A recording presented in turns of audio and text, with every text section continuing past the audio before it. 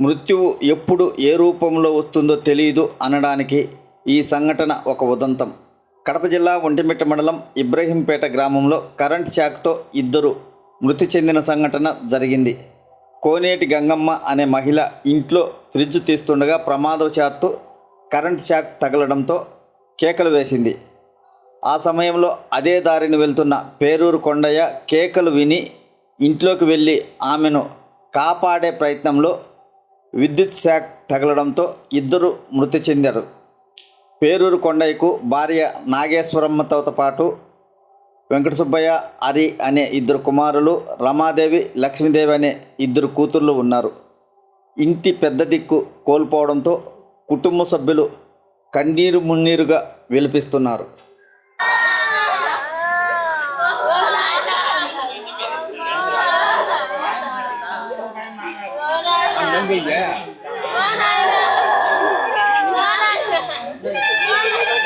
Mana